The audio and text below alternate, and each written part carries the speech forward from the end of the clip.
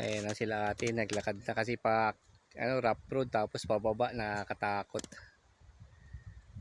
May dala silang kakapiranggot na bigas. Pero sana pagbalik ko dito meron ako maitulong kahit papaano. Ito nga pala yung munting bahay nila. Yan. May anak siya na 3. Ayun naman si kuya, nagsisipak ng kahoy, panggatong.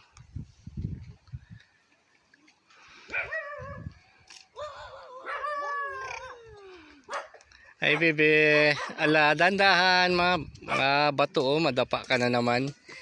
Nadapa siya kanina. Ito yung kanilang munting dampa. Kahit pa paano.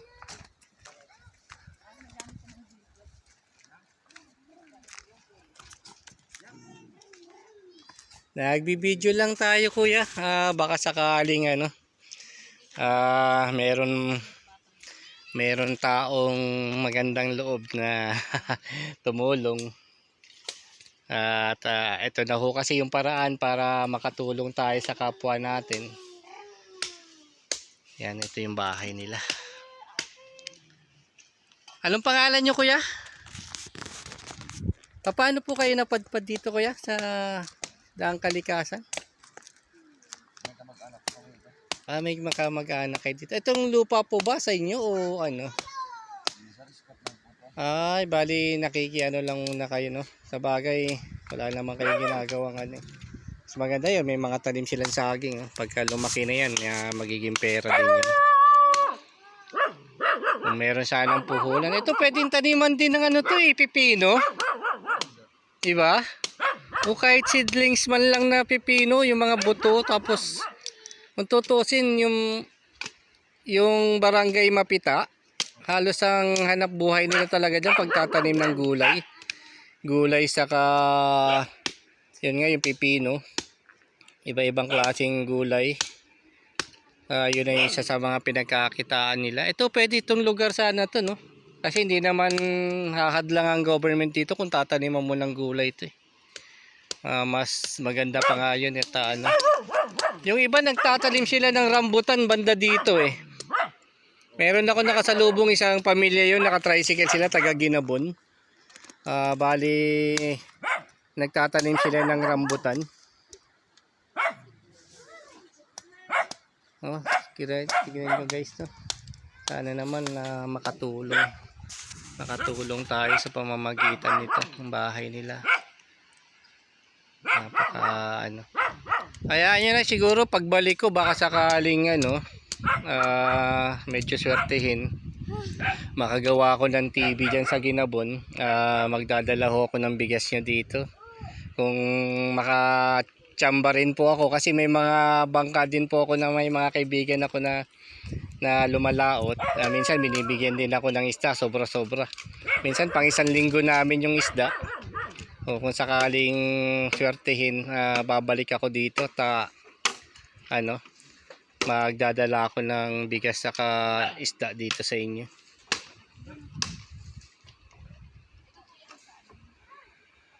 Ayan yung yung nga yung sinasabi ko, yung isa yung maliit siya pero ito yung sinasabi nilang bunga ng family tree. 300 daw isang sako. Di ilang bunga yun bago mo mapuno yung isang sako, tapos 300 lang, diba? Tapos kung kailan pa darating yung buyer, saka lang sila kikita.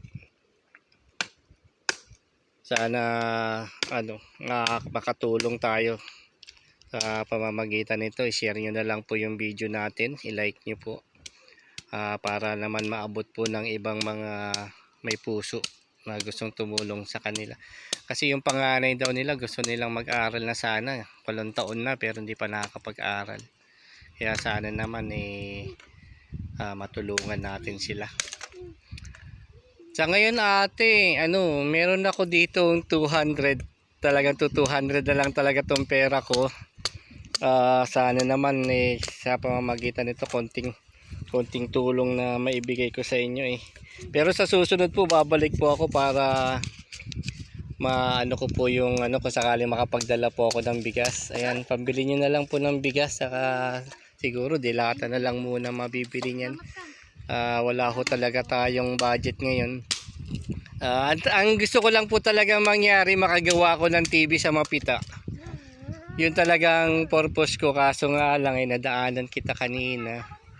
Kaya ito, kahit na walang-wala din ako, siyempre mas nangangailangan kayo kaysa sa akin. Kasi mayroon naman akong bigas sa bahay. Mayroon naman ako mahihingian ng isda doon sa amin. Kaya ito, yan, kain na muna yan, 200 na yan. Sana makatulong sa inyo. Ano pong pamilya nyo kaya? Reyes. Anong pangalan po? Rizaldi Reyes. Yan. Tapos si ate taga Bicol, ang layo oh. Nakipagsapalaran sa Maynila tapos umabot dito sa Pangasinan sa Zambales. Ayan. Sige po ate, hanggang dito na lang po uuwi na rin po ako. Baka sakaling next time po swertehin ako. Makatulong din po ako ng sa inyo. Makapagdala man lang ng bigas sa kaulam. Bro! Arnold nga pala, Arnold Migo. Ate, Arnold po. Ayan, ito yung anak yung panganay na gustong paaralin sana. Dalaga pa naman. Sige, bye-bye. Hanggang dito na lang po. Sa susunod na lang po ulit pagbalik natin. Sana meron ako madalang tulong sa kanila. Okay.